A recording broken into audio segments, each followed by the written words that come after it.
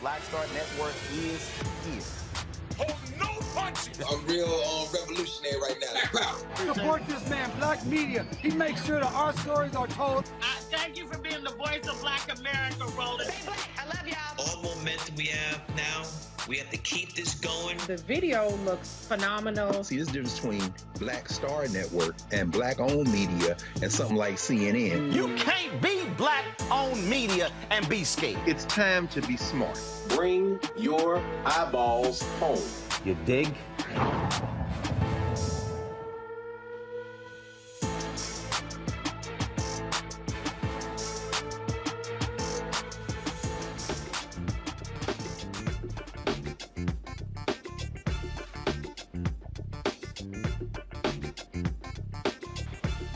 Today is Tuesday, August 30th, 2022. Coming up on Roland Martin Unfiltered, streaming live on the Black Star Network. A small town North Carolina mayor takes down a Confederate monument. Oh, white folks are pissed off, and the Klan is really upset, passing out leaflets in town. We'll talk to Mayor Mondo Robinson about what is happening in his city. Plus, the state has launched an investigation of that. Also, I have an update on the Duke BYU saga. Duke's United Black Athletes Executive Board, they issued a statement regarding the issue. We'll also talk about the latest drama with Florida A&M and their football team.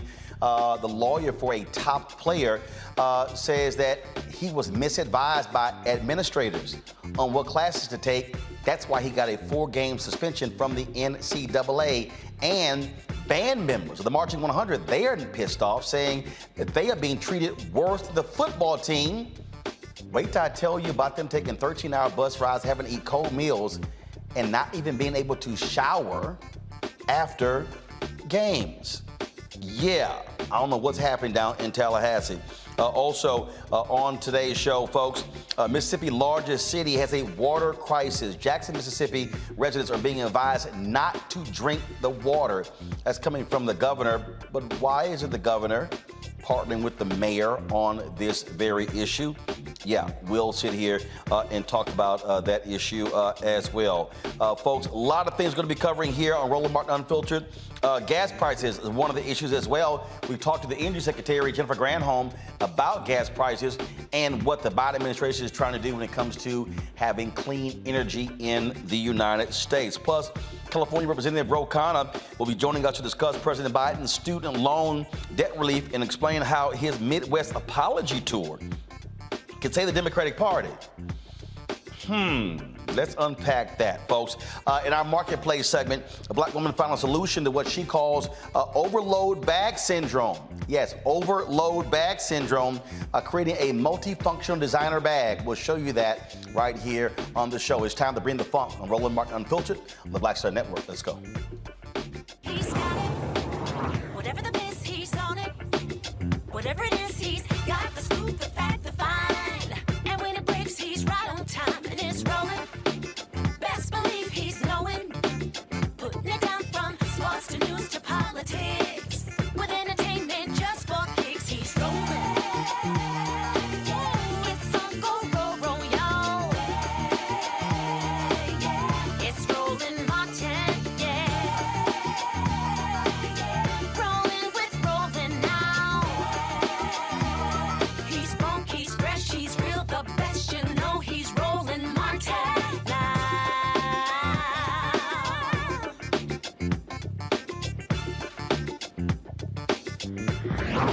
Martin.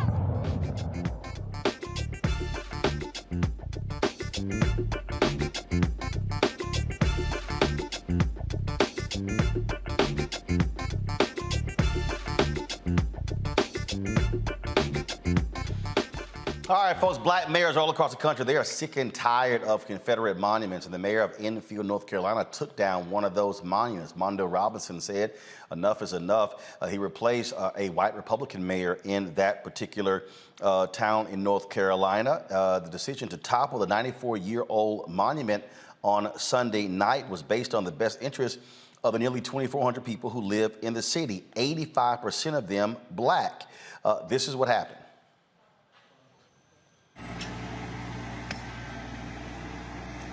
Yo, it's time for this monument to come down. People voted. I tried with a hammer. That wasn't enough. So now here come the tractors. Drive it down. Yes, sirs. Yes, sirs. Yes, sirs. Death to the Confederacy around here. Push that little one over too, bro. All of it. Not in my town, not on my watch. Not in my town, not on my watch. Not in my town, not on my watch. All right, folks, as a result of that, white racists were not happy. They began to post these notes all around town. Not happy at all. It says, white people of Enfield, you have let a nigger, their word, tyrant, stomp on your white heritage. What will you do? Don't let them get away with anything. Loyal White Knights, the 24/7 phone number as well. Listen to their podcast and their phone number for them to call in. Joining us now is the mayor of Enfield, North Carolina, Mondale Robinson. Glad to have you back on the show, Mondale. So folks have not been, the white folks, they have not been happy with you. Look, the same thing happened in Birmingham. Randall Woodfin took a monument down there. You had Stephen Reed in Montgomery, Alabama did the exact same thing. And so, I mean, look, you have these places, these majority black cities where they have been forced to keep these monuments up by Republican legislatures. Yeah, it's good to see you, Ro. I hope you had a good vacation, brother. Here's the problem for me. This monument has stood since 1928 in that park, and in my entire life, and I'm only 43 years old, that park was called the White Folk Park. It wasn't too recently till it got a name, Randolph Park. Everybody in Enfield know that park as the White Folk Park because black people first were not allowed there. When they were, that monument was at, a water fountain was added on that monument that said white folk only. Later in the years, after it was placed there, they etched on the back some ode to other wars. But the main purpose of that Confederate monument, my man, was to remind black people that the Confederacy was still alive. And this is some of the sentiments we've received, not just that leaflet that you saw from the Klan, but some of the emails I've been receiving from white residents and also white people all over this country about the invisible empire and how black people need to understand that the Confederacy has never died and will never die. And I mean, you know, for me, it was a no-brainer. My dad suffers because he was the son of a sharecropper. My grandfather died not even being able to walk. My mother has memories of being sprayed with water hose. And I, you know, deal with PTSD that's definitely associated with the epigenetics. And that PTSD was every time I saw that Confederate monument on the front of that statue, I felt some type of way. This park is less than a block away from my house. And it had to go. So, you know, I'm not going to sit around and talk about it. I'm just going to do it. And whatever the legislature want to do, whatever the SBI want to do, we can deal with that when it's time to deal with that. Now, is there a state law in North Carolina that prohibits Confederate monuments from being taken down or removed without approval from them? So this is the tricky part. There is a statute that was passed 2015 and modified in 2017 in North Carolina that says the state cannot move, remove, you can't permanently move or remove statues that are odes to veterans or that are murals to veterans. But that's if the state own it. There are some exceptions if it's personally owned by a private group like the Daughters of Confederacy, or if it's property of a town or a city, the state does not want you moving those monuments. But my board voted 4-1 to remove it, so I did that, knowing that we had exceptions. There are exceptions for moving monuments if it poses a public safety or a risk to the public health. And I feel like black children seeing this monument in the front of swing sets at a park is definitely a threat to their personhood. And I felt that's enough grounds to take it down the way I took it down. And so with this, with that particular statute, in the case of Alabama, there's a fine. There were people who stepped up, paid the fine in Birmingham, paid the fine in Montgomery, and they moved on. What are the repercussions you might face in North Carolina? So here's the tricky part. The SBI is doing the investigation, but when they interviewed me, they told me they were doing the investigation on behalf of Halifax County, the county where infill is. The problem with that is there's no client. I mean, there's no plaintiff in this case because the SBI was talking to me about destruction of property, personal property. Well, my town owns that property, so I don't know what destruction they're talking about. Because infill is not going to press charges against me. The call to the SBI was actually done by infill's police chief because he felt like he didn't like the way I took it down. But he's not a voting member of our board. Our board had already decided that it was going to go. And I told the board to save the town money, I'll take it down myself. And I did just that. So whatever the repercussions is, if it's a fine, if it's a charge, we're going to carry on doing what we do, Roland. You know that. Totally understand. Mondo Robinson, we surely appreciate it. Thanks a lot. Indeed. All right, I'm going to bring in my panel right now. Dr. Mustafa Santiago Ali, former senior advisor for environmental justice at the EPA. Teresa Lundy, principal founder, TML Communications. Demario Solomon Simmons, civil rights attorney, founder, Justice for Greenwood, will be joining us a little later in the show. Look, here's the whole deal here, Teresa. You've got these Republicans who are defenders of the Confederacy. They do not like when black folks exert their power. They want to control these cities. Now, Republicans love talking about local control, except when black people are in charge. You're absolutely right. But even the basis of what the Confederacy stood for was about controlling slavery, controlling the rule of law of which black people were enlisted in. And so, as we think about what the Civil War looked like and, what they were fighting for, part of it was the moral sense of slavery. And so now it's modern day slavery in the midst of having these elected officials still trying to control African Americans, our funding. They come with different laws and, also just try to matriculate different things that really don't have a hold on some of our communities. So it's definitely important that we start to understand and what it looks like, and also the senders of these messages who say they fight against slavery, but yet we keep seeing time and time again when their claws actually hang out for this. And the thing here, Mustafa, it is simple. These Republicans do not want black folks determining their own fate. They want to force black residents and black elected officials to have to keep these Confederate monuments. They want to keep the Confederacy alive, and that is today's Republican Party in Mississippi, in Alabama, in South Carolina, in Georgia, in Arkansas. We could go on and on and on. It is in the South. Yeah, my grandmother says you have power unless you give it away. So we're utilizing our power. We're utilizing our power to make sure that monuments of hate no longer have fertile ground in the 21st century. And we also understand that these monuments of hate also have traumatic impacts in and on our lives. And we are no longer going to carry that trauma by allowing these types of things to be placed and to be viewed inside of our communities.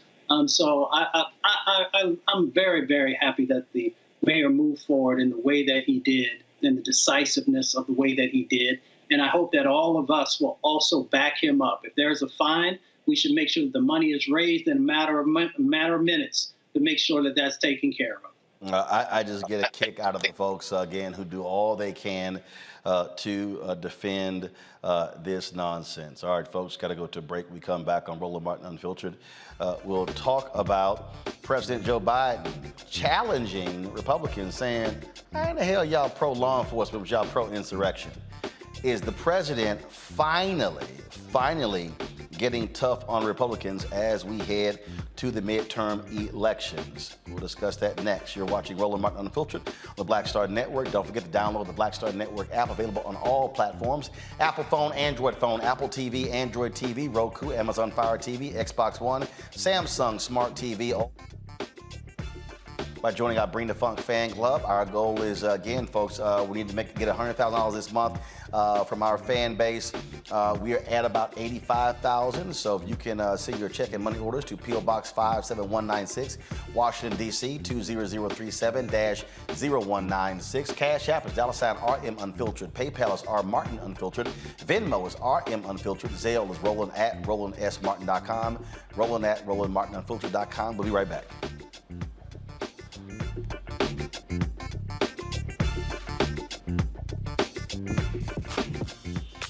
When we invest in ourselves, our glow, our vision, our vibe, we all shine. Together, we are black beyond measure. Hatred on the streets, a horrific scene, a white nationalist rally that descended into deadly violence. White people are losing their damn minds. As an angry pro-Trump mob storms the U.S. Capitol, we've seen shooting. We're about to see the rise of what I call white minority resistance. We have seen white folks in this country who simply cannot tolerate black folks voting. I think what we're seeing is the inevitable result of violent denial. This is part of American history. Every time that people of color have made progress, whether real or symbolic, there has been what Carol Anderson at Emory University calls white rage as a backlash. This is the rise of the Proud Boys and the Boogaloo Boys. America, there's going to be more of this. Here's all the Proud Boys, guys. This country is getting increasingly racist in its behaviors and its attitudes because of the fear of white people. The fear that they're taking our jobs, they're taking our resources, they're taking our women. This is white fear.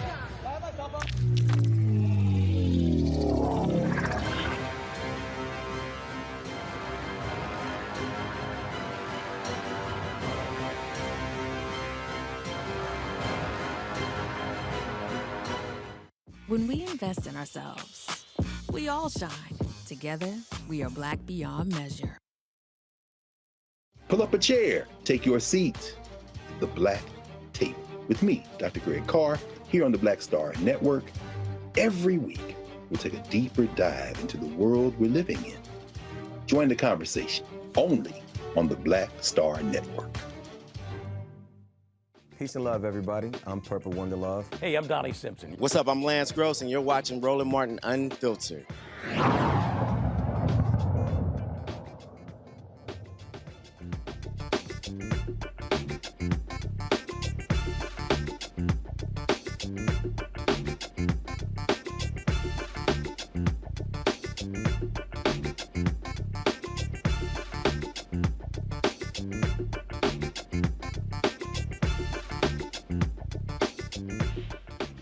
Folks, in the state capital of Mississippi, Jackson, thousands are without water. The governor is telling them, don't drink it, use bottled water. This has been a fundamental problem for quite some time in Jackson, Mississippi. The mayor, Chokwe Lumumba, declared a water system emergency. He says complications from the Pearl River flooding caused a massive pump failure at the water treatment plant.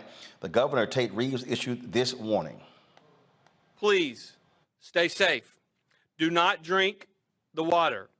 In too many cases, it is raw water from the reservoir being pushed through the pipes. Be smart. Protect yourself. Protect your family. Preserve water and look out for your fellow man and look out for your neighbors. Reeves said the cause of the problem is unknown. The city-run water treatment plant has been poorly operated and understaffed for years. When the governor made that announcement, the mayor was not there. Joining us now, Jackson, Mississippi council member and Alpha man, Brian Grizzell, who represents Ward 4. Glad to have you here, Frat. First and foremost, Mississippi got more than $400 million in infrastructure money last year. Where in the hell did the money go? It was supposed to be specifically for pipes and water treatment facilities. You know, I believe that that's a really good question because to date, the city of Jackson has not received the bulk of that money. We received one tranche, I think roughly about $4 to $4 million, and the state is opening a program September 1, which will allow them to allow us to apply for a match of those funds. The infrastructure statewide is very antiquated, and we need help. And so the issue in the city of Jackson is actually more than 30 years old. It's just come to a head. And the divestment in the city of Jackson has been extremely, extremely egregious. And so we need all the help that we can get. We're still trying to find that money, and we're trying to pinch pennies to do what we can to bring clean drinking water to the citizens of Jackson. The thing here is that the governor is trying to blame incompetence in Jackson, but it's also, this is the state capital. So the state also has a responsibility here, correct? Absolutely. In fact, when we issued our legislative asks this past legislative session, we didn't get a dime. And so again, we were left out basically to fend for ourselves and to move monies around necessary to try to make amends. Our water treatment system, again, it's one of the most unique ones in the country. We have a conventional system, and then there's another system that actually most people aren't even certified in working with. And so we're trying to do what we can to make sure that we can kind of mend fences here and work with the state and also the federal legislation. I know Senator Wicker has put some interest in. He's been committed to helping us, and we're trying to secure the funds necessary. At the end of the day, we're going to need a new plant, but right now we just want to get clean drinking water to our citizens. You got schools that are virtual as a result of this. Folks are having to bottle water. What is the city and the state doing? Are they bringing in bottled water, or residents having to force to spend their own money? And has the city suspended folks paying their water bills? So as there's kind of been a mixture. For the longest time, the city has taken donations and also purchased water for citizens. Yesterday, the state came in with aid to bring in bottled water. The Corps of Engineers have also come in with non-potable water to actually help mitigate some of the stresses of having drinking water. But for the longest time, the city has been doing that. Now, in terms of paying the water bills, so part of our issue was that the city stopped cutoff years ago, which is why we have a deficit in our enterprise fund. Well, now, hold on. When you say stop cutoff, meaning if people who owed their water bills, the city would not cut their water off. Correct. So that was another issue. And how first, it's so like in perpetuity. So somebody could literally not pay their water bill for 6 months and the city still wouldn't turn the water off? Actually, I know someone who we've been trying to work with who hasn't paid their bill in 7 years. Whoa, 7 years? Yes. And so as a result, we have a $27 million deficit. But we are working through that. We are starting to recover our enterprise. We have new meters in place. And of course, Roland, that is a totally separate issue that we can definitely discuss because it helped to get us to the point here. Well, I mean, I'm just trying to understand, though. I mean, $27 million deficit is significant. I mean, I get if you're a month or two behind, but damn, 7 years? Yeah, it's a decision that I wouldn't agree with.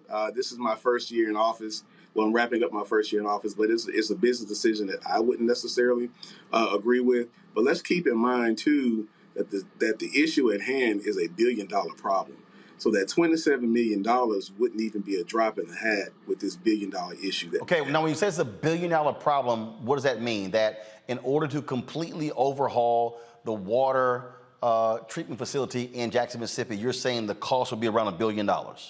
At least $1 billion, and that's for a plant. But to actually overhaul completely, it may be even closer to $2 billion. For one plant? We have 2 plants in the city. Okay. Got it. And obviously, you're dealing with one of the poorest states in the country. Yeah. Absolutely. And Jackson, the people here, we're very resilient. We've always had to figure out ways to fend for ourselves because of the level of divestment that has taken place. We are the capital city of Mississippi, and we've always had to fight to remind people that this is the capital city of Mississippi. We have 8 major universities here. We have the state's #1 level 1 trauma center here. The teaching hospitals are here. Everyone comes here for health care, and they come here to learn. And we have one of the largest school districts in the state of Mississippi right here in the city of Jackson. And so a lot of other areas, of course, a lot of resources end up in these other areas, and we've just been basically drained dry of a lot of resources. But we continue to fight for our fair share, and we continue to make do with what we have. All right, Councilman Grizzell, Jackson, Mississippi. We surely appreciate it. Thanks a lot. Thank you. Mustafa, I want to start with you. I mean, this is what we're talking about when the president passed the massive infrastructure bill. Republicans fought it, although they love the money, and then taking credit for it. And this is what happens in America. I say this all the time. Americans, whether you're on the city level, county level, state level, federal level, we wait for stuff to break and then we go, oh, you know what? We might want to go ahead and fix that now. I mean, the idea of being ahead of the curve is just lost because everything in this country is, oh, that's going to cost too much until it completely breaks down. When it breaks, it costs us twice as much, sometimes 3-4 times as much. So let's be clear about what's going on in Jackson. You know, when you look at Mississippi, we know the long history of racism, and that racism actually making its way into policy and the disinvestments that have happened in a number of Black towns and cities across Mississippi. Now, Mississippi's not the only place. We also know that dollars have been sitting in something called the State Revolving Loan Fund. So the feds send money to the states, and then the governor or a commission determines the areas that they are going to then invest dollars in. And we know that there have been a number of governors across the South who have refused to move forward on those water infrastructure dollars that are so critical.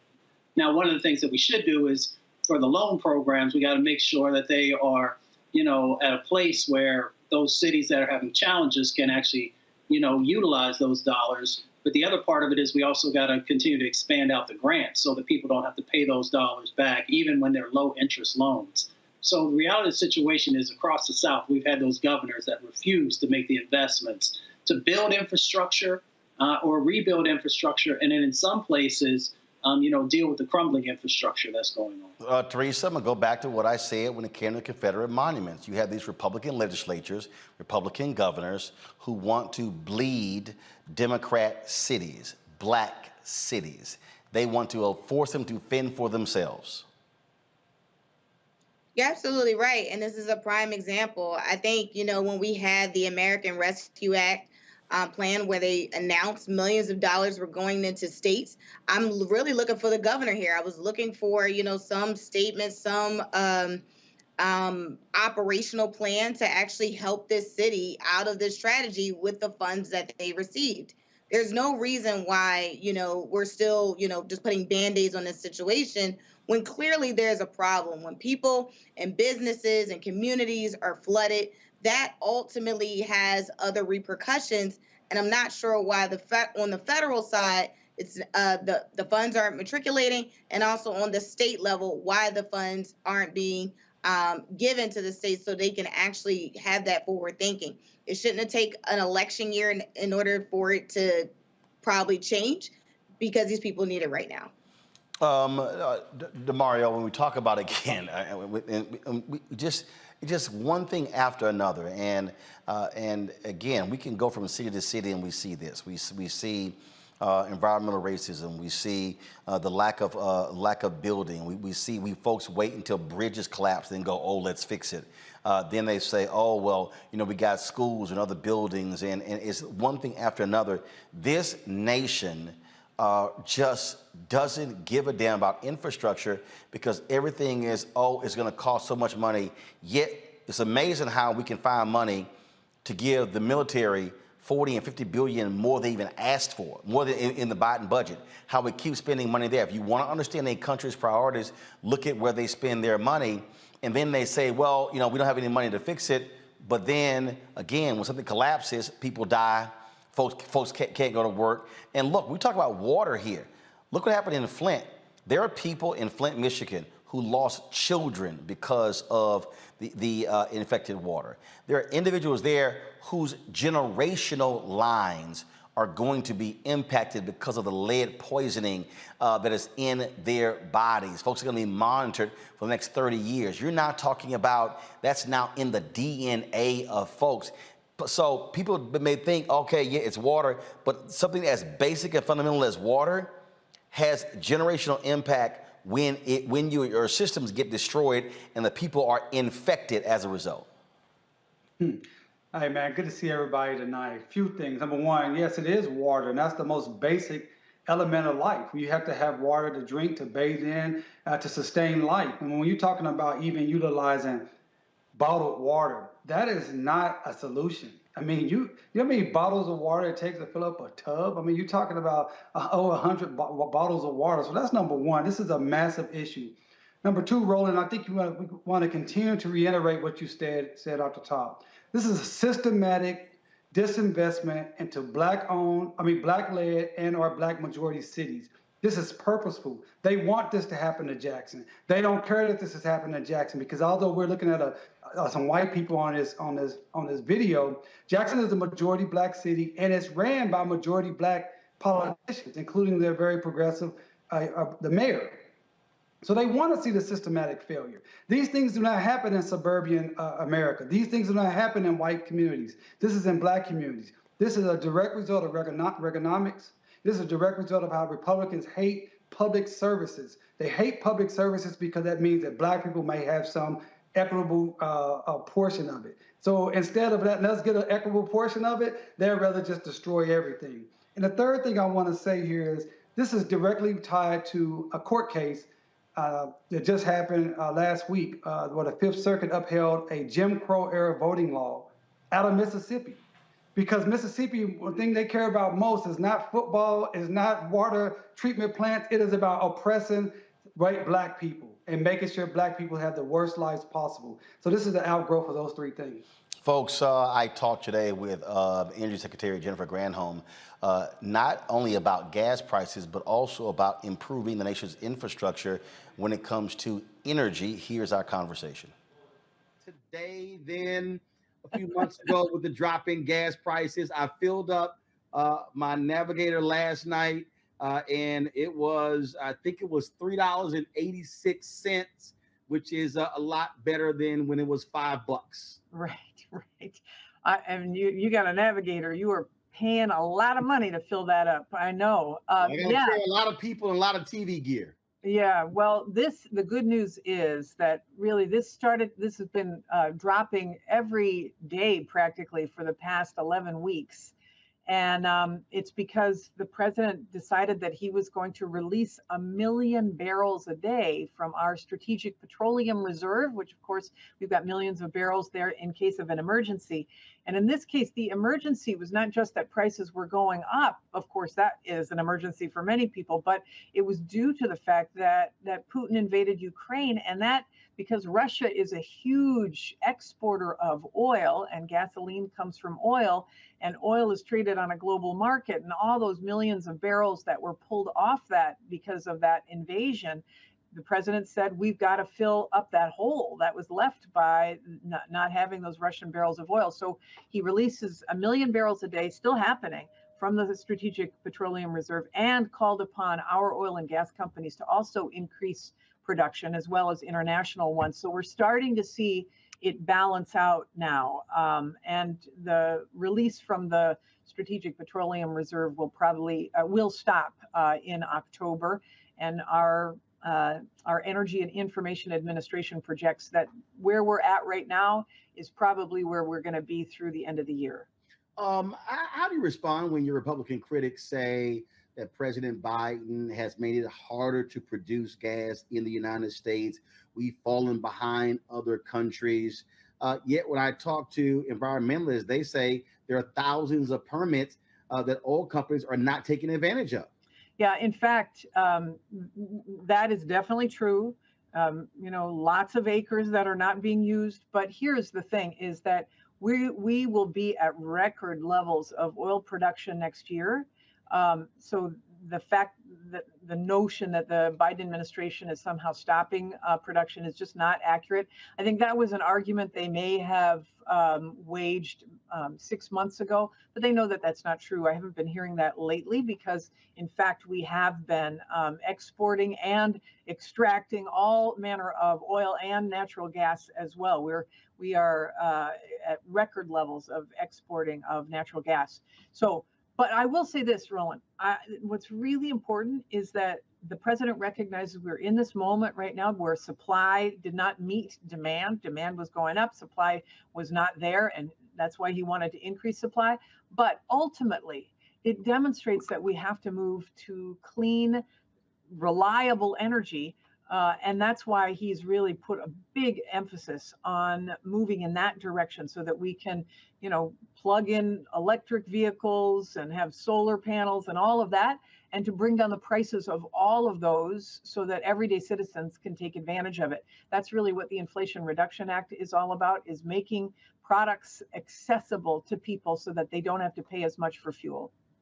I'm glad you mentioned that when we talked about renewable energy. I was looking at this tweet from conservative radio host Eric Erickson. He was complaining about how he had to drive back and forth long distances and said, we're not ready for electrical vehicles. And I responded to him. I said, well, Republicans would get the hell out of the way. We wouldn't have the problem.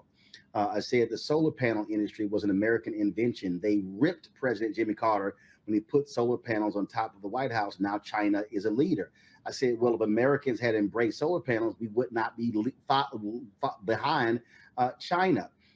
We talk about the power grid in this country. It greatly needs to be upgraded.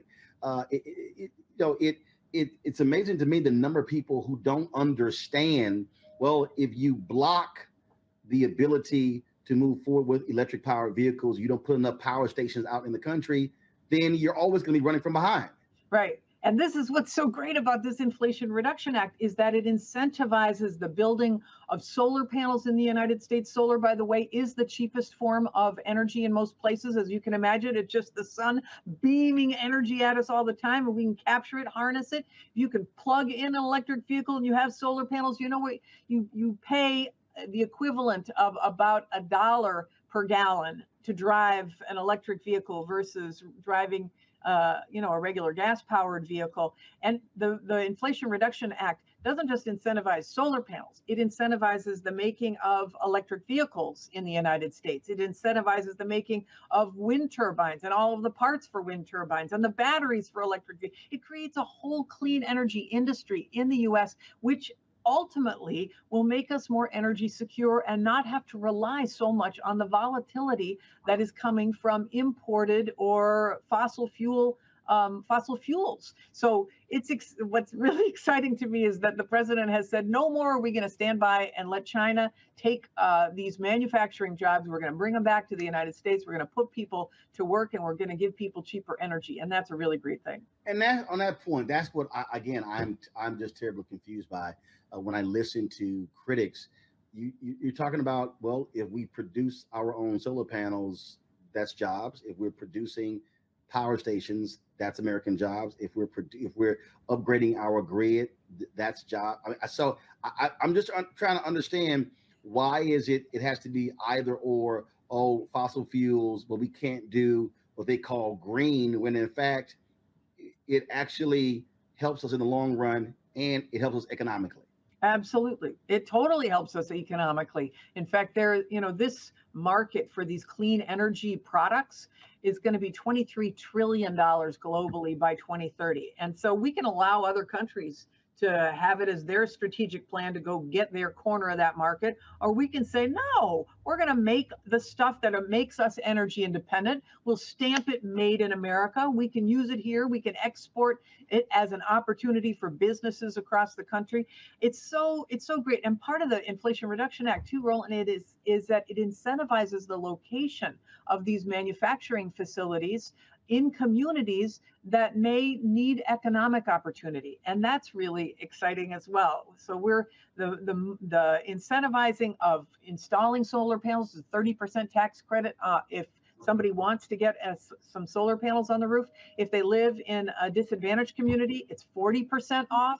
If they live in subsidized housing, it's 50% off. There's money to weatherize and retrofit your home. If you fall under a certain income level, you can get your whole home weatherized for free, including energy efficient appliances and new windows and insulation.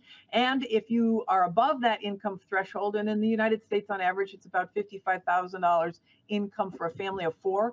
But if you are above that income threshold, then there's still incentives for you to be able to get rebates on electric heat pumps, for example, energy efficient appliances. So there's so much in this to love that brings down the price for everyday citizens, but also incentivize the manufacture of it in the United States. Gotta love it. Indeed. Well, look, we certainly appreciate it. And what I hope is that that message is really gets out to the Black community, especially through Black-owned media.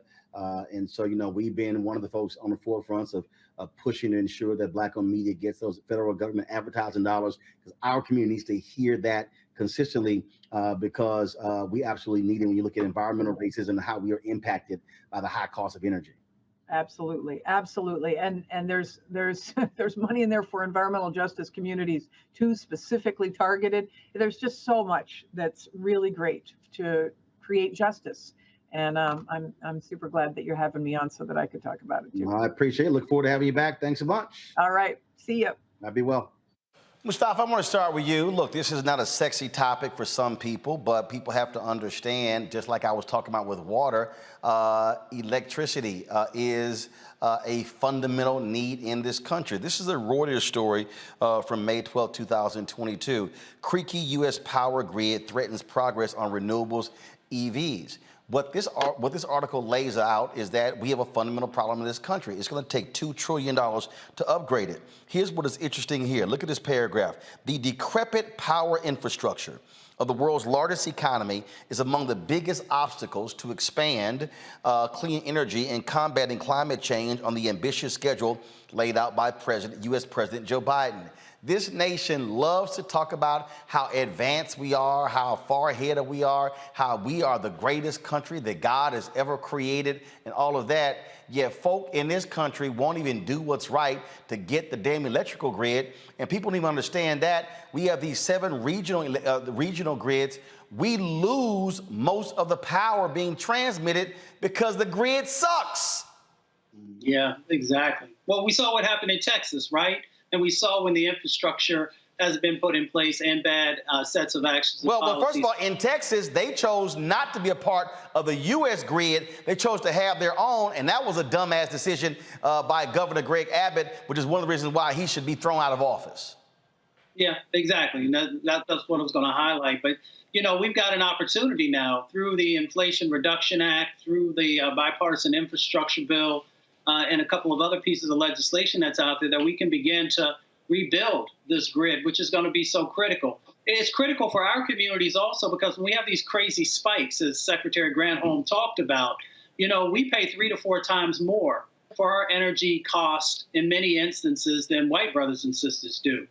So that, exacerbates the black-white wealth gap that exists inside of our country. So as we begin to make sure that these elements are in place, we can also begin to address some of the impacts that are causing poverty in our communities and a number of other dynamics. The other part of it is, and that's why I love coming on our show every Tuesday when we talk about Black entrepreneurship. I continue to travel around the country and get people to understand that when we are talking about $1 trillion industry, there are huge sets of opportunities for us to start our own businesses. There's nothing wrong with being an employee, but it's time for us to really understand how wealth is built. And if we've got $1 trillion sets of opportunities in front of us, then we need to make sure that we're getting a piece of that pie, if you will. It's interesting, Teresa, when you listen to folks talk about, what China's doing. Perfect example, China has built some 24,000 miles of high-speed rail. And folks go, we got to compete with China. Well, first of all, they're a communist country. So ain't no such thing as rules. Go back to the Reuters article. Read this here. It is true. Read this here. No. Listen, Omega, listen. It says right here. The federal government, however, lacks the authority to push through the massive grid expansion and modernization needed to withstand wilder weather and accommodate EVs and renewable power. Under the current regulatory regime, the needed infrastructure investments are instead controlled by a Byzantine web of local, state, and regional regulators who have strong political incentives to hold down spending, according to Reuters interviews with grid operators, federal and state regulators, and executives from utilities and construction firms. So when I listen to folk talk about how China is so far ahead, China doesn't have to worry about local, state, and federal regulation. They just decide, we're building it. They don't worry about it. Look, they got the ultimate eminent domain. But what we're still dealing with here, this is a perfect example where you have this push for electric vehicles, which is going to cause a demand for more power, but you got a grid that sucks. We have power outages that have greatly increased over the past decade, and you do not have the political will to do it. Now, you saw how Republicans attacked the Green New Deal, and they call this socialism and everything else in the world. They would prefer to stick with the oil and gas industry, fossil fuels, change nothing, and we don't want to spend any money right now, and let's wait till this whole thing blows up and then go, maybe we should fix the problem.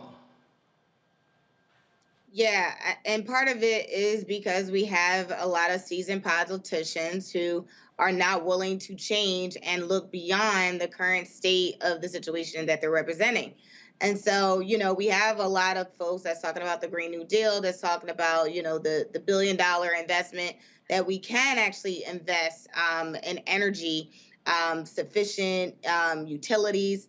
But yet, there is no forward thinking. So I think part of the solution could be is that, Biden, and I think this is a really good opportunity for Kamala to really, just walk the legislations, Kamala Harris.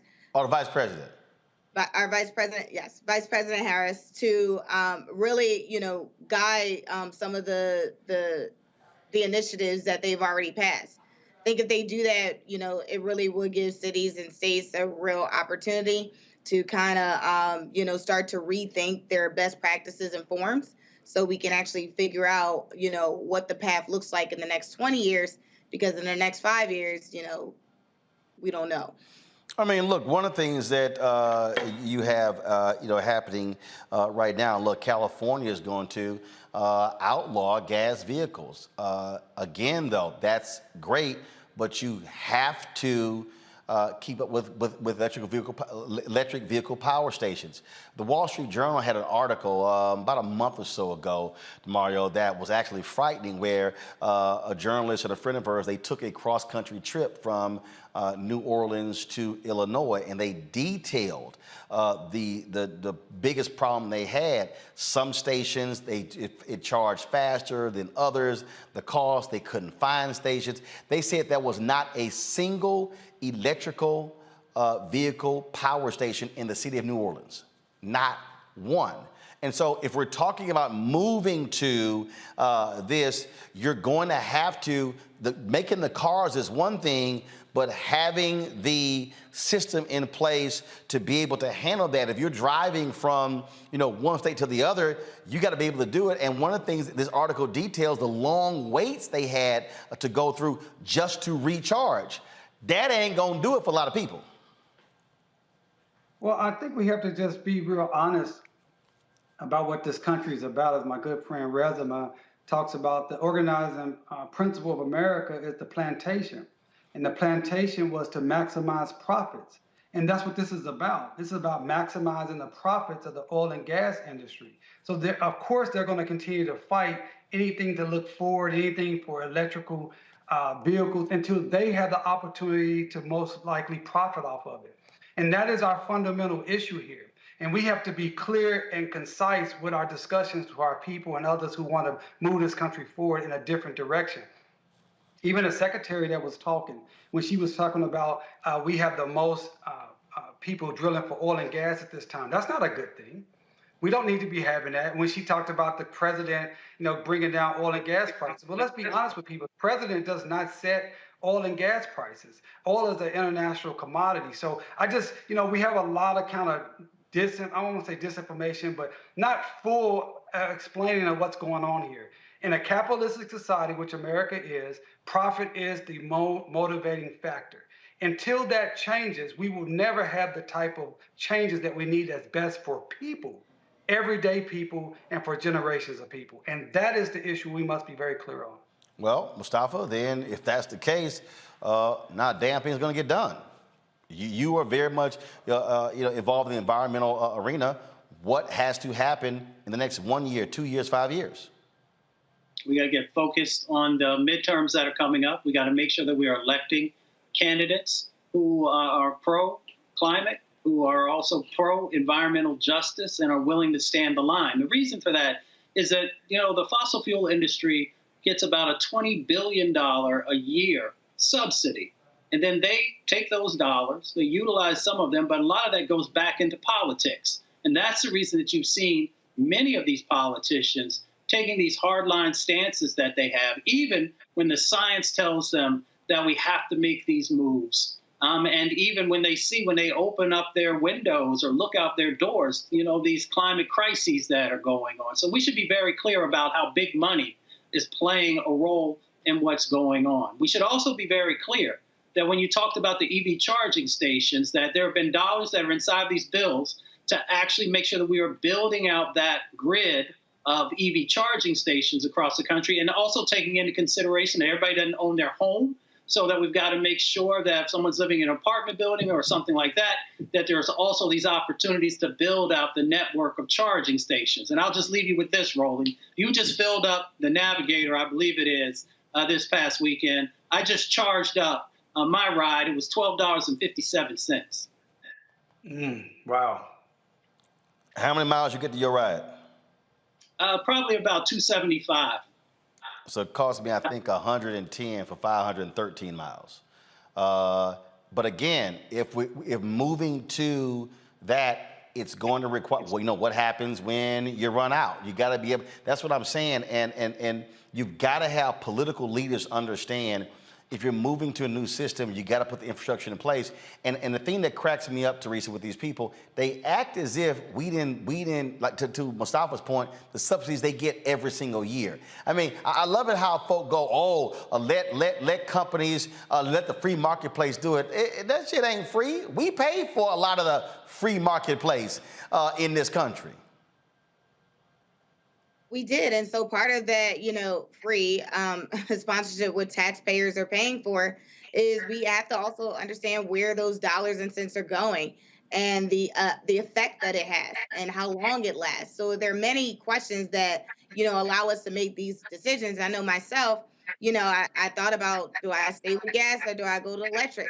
Well, I'm okay with gas right now, but I need to see a little bit more incentive for me to change over.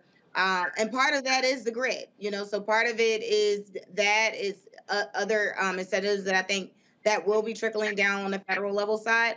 But it just needs to also be communicated better in the state on what they plan on doing and how many stations they plan on having. So I think if we're looking at a shorter scope, is better communication for how this rollout is going to be. And then some of those dollars that's within some of those legislative bills, how are they going to particularly affect the state that we reside?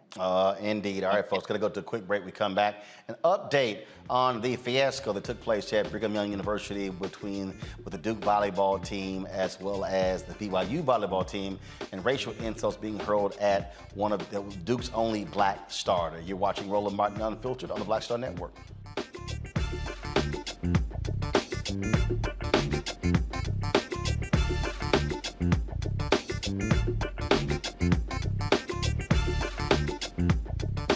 When we invest in ourselves, we're investing in what's next for all of us.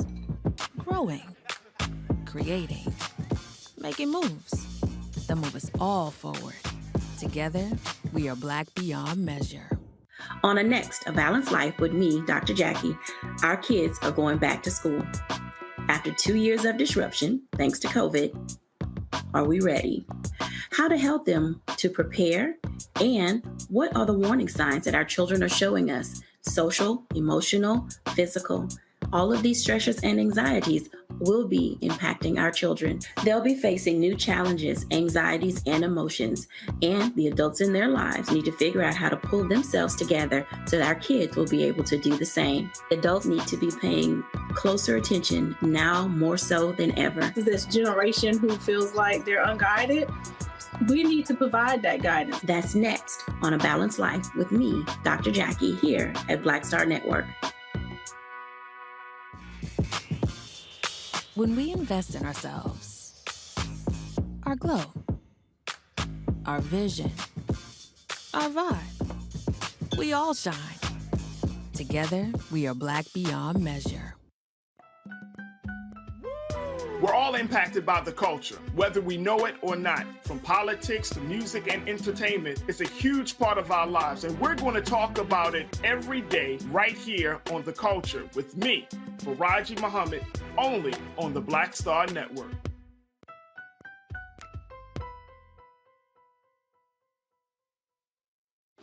Hey, I'm Antonique Smith. Hello, everyone. It's Kiara Sheard. Hey, I'm Taj. I'm Coco. And I'm Lily. And we're SWV. What's up, y'all? It's Ryan Destiny, and you're watching Roland Martin Unfiltered.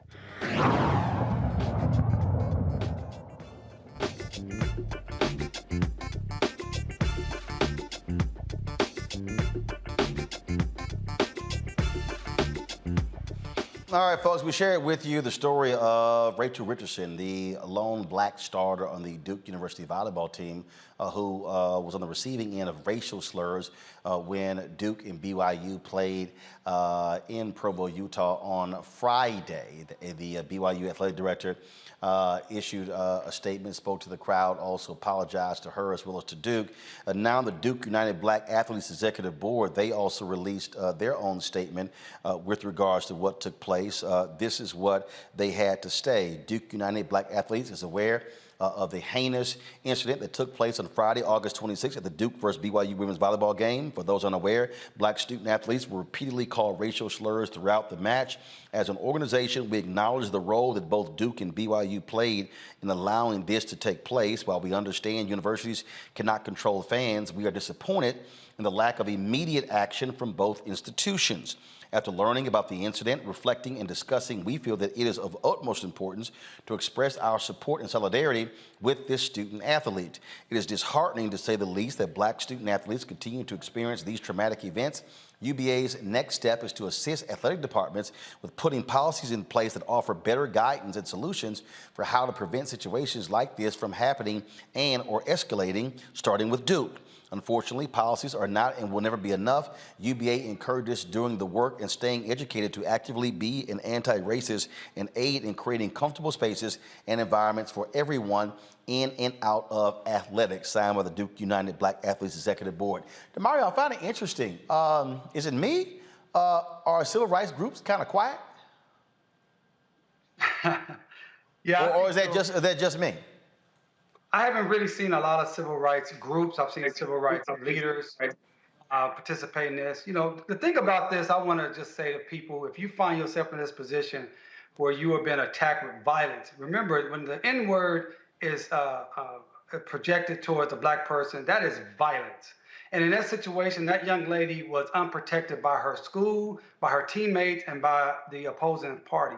What needs to happen in this situation, if you find yourself, those who are listening, all of our audience members, number one, resist the urge to try to prove your humanity to the ignorant white person that's heaping violence upon you. You do not have a duty to prove how nice you are. You do not have to say, hey, I want to prove to you I'm a nice person and talk to them about what would Jesus do and all that stuff. This person is proven to be a racist and a violent one at that, to spew the N-word towards you. Number two, if you're in an educational setting, you need to file a Title VI complaint with the Department of Education. Number three, you should file a police report, because at minimum, it's intentional infliction of emotional distress, but it's also an assault. Assault is when someone puts you in imminent apprehension of fear of bodily harm. If somebody, a white person in public, is calling you the N-word, you are in bodily danger, and you should report that as a crime that it is.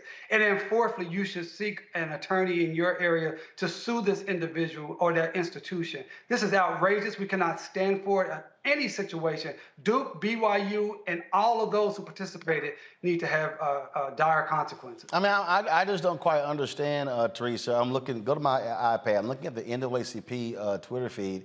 I see a post last night about Serena's daughter watching her play. I literally don't see a single post from the NAACP regarding what took place with this student at BYU. What the hell? You know, I've been really disappointed as a member of the NAACP. The silence that has happened, you know, I think we've seen a lot from some of our civic organizations during George Floyd, maybe a year after that. And after that, it's just been silence. when there has been crimes committed against young people in particular, but also athletes. And when we need help, it seems like, it's unfortunately individuals have to contact an attorney, Benjamin Crump and some of the rest of the national individuals who can garner some of the attention to those issues in order to get support. And that's not what some of these organizations were formed are about. And so we really need to, hold them accountable to make sure they're getting back to basics, to make sure they're looking into these issues and their situations, that they're putting out statements of support. No longer, I think we can, just kind of be silent, especially in the climate that we're in and the bills that are being passed. So I'm hoping that our civic organizations, especially since we have Congressional Black Caucus and a few other things that's coming up this year, that we take a real strong heed to some of the actions that we're doing and actually change them. I'm sitting here and I'm still looking at the reaction that took place. Rachel Richardson, she appeared on Good Morning America as well as on ESPN as well. And bottom line is a strong young lady, but folks need to protect folks like her. Look, look what happened when it was the athletic team that was pulled over. Were they a volleyball team too? I can't remember, in Georgia by the state troopers and on total BS charges. And so we see what happens even when our students, athletes, Mustafa, are just doing the right thing. They still are being subjected to racism in 2022. Man, I know this all too well. So first of all, the apology from BYU seemed very, very empty to me. It seemed very hollow. It was like something that they had to do. And I'd be curious about what their follow-up actions are. But I remember when I was an athlete in college, we had just got done participating in the dogwood relays in Tennessee. Everybody was excited about how, we had done. We were getting on our bus. And then, of course, there were people across the street who yelled out the N-word. And, of course, a bunch of us took off running after them. And then our coach grabbed us and pulled us back. And then there was this silence that was on the bus for the long, long bus ride. When we got back, coach didn't say anything about it. The athletic director didn't say anything about it. And we just had to carry that trauma.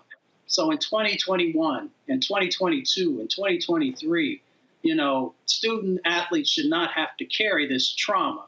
Folks should be rallying around them. Folks should also be calling for accountability. And also, I wish that when I was a student athlete that I knew somebody like DeMario or Ben or a number of these other folks who could have given us counsel about the things that we could do. So it's time for us to no longer just accept these types of behaviors and actions from folks, because it just continues to grow when we don't address it both civilly and criminally. Indeed. All right, folks. Going to a break. We come back. We'll talk with California Congressman Khanna, talking about his apology tour in the Midwest. I got to ask him, why Democrats apologizing? You're watching Roland Martin Unfiltered on the Black Star Network. Don't forget to download the Black Star Network app. First of all, before we do that, YouTube and Facebook. What the hell y'all waiting on? Hit the like button. It don't make any sense. More than 2,000 of y'all sitting here live on various platforms, and we got 545 likes. Seriously, hit the button. It ain't that hard. When we come back, we should be at 1,000. All right, download the Black Star Network app, Apple phone, Android phone, Apple TV, Android TV, Roku, Amazon Fire TV, Xbox One, Samsung Smart TV. Also, join our Bring the Funk fan club. Your dollars make it possible for us to do what we do. Send a check or money order to P.O. Box 57196, Washington, D.C., 20037-0196. Cash App is $RM Unfiltered. PayPal is R Martin Unfiltered. Venmo is RM Unfiltered. Zelle, Roland at RolandSMartin.com, Roland at RolandMartinUnfiltered.com.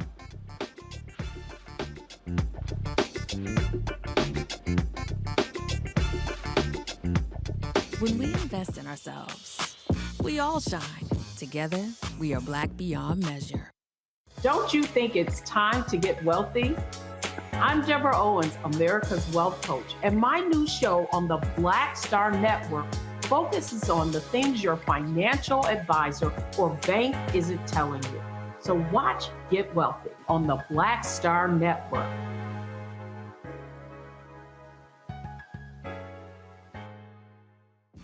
When we invest in ourselves, we're investing in what's next for all of us. Growing, creating, making moves that move us all forward. Together, we are black beyond measure.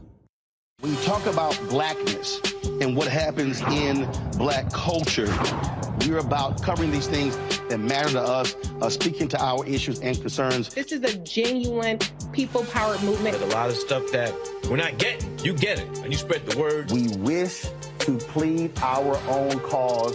Too long have others spoken for us. We cannot tell our own story if we can't pay for it. This is about covering us. Invest in black-owned media. Your dollars matter. We don't have to keep asking them to cover our stuff. So please support us in what we do, folks. We want to hit 2,000 people, $50 this month, raise $100,000. We're behind 100,000, so we want to hit that. Y'all money makes this possible. Checks and money orders go to P.O. Box 57196, Washington, D.C. 20037-0196. The Cash App is $RM Unfiltered. PayPal is R Martin Unfiltered. Venmo is RM Unfiltered. Zelle is Roland@RolandSMartin.com. This is Judge Mathis. What's going on, everybody? It's your boy, Mac Wild. Hey, what's up, y'all? It's your boy, Jacob Lattimore, and you're now watching Roland Martin right now.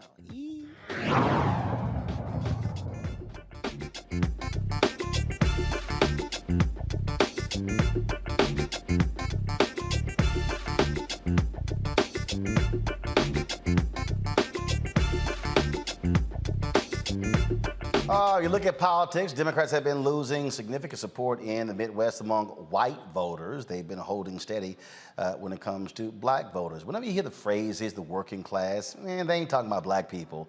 They're typically talking about white workers. When you look at what's happening in Ohio, look at what's happening in Wisconsin, Michigan, Pennsylvania, those places, Democrats, since Ronald Reagan, have been losing those white, blue-collar voters. But the question is, why? Well, Congressman Ro Khanna, California, is also the author of a new book. Let me give you the book here, folks. His book is called Dignity in a Digital Age, Making Tech Work for All of Us. He's been on an apology tour, hoping to save the Democratic Party. So, Congressman, glad to have you back on the show. What's the point of the apology? What's the apology tour?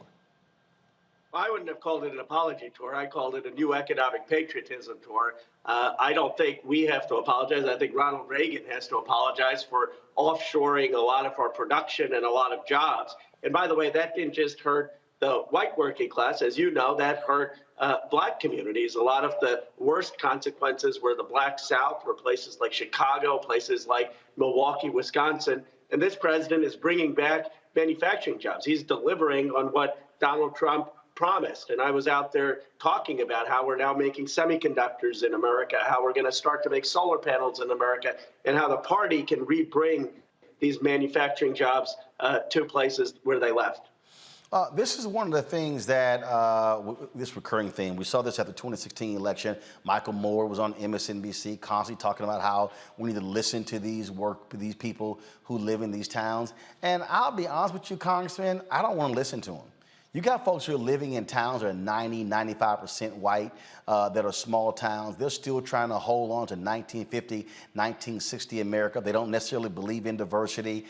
They whine and complain about what's happening on the coast, yet the reality is what's happening in urban centers is paying for the folks who live in those areas. And so I dare say, if you have these rural areas, these areas in the Midwest that are lily white like they used to, they're the problem because they frankly haven't kept up with the changing America. Well, but this is not just a problem in white towns. I mean, I was in Chicago. I talked to a steel worker, African-American steel worker, who's 45 years old. He said that when he was growing up, folks there made $30 an hour.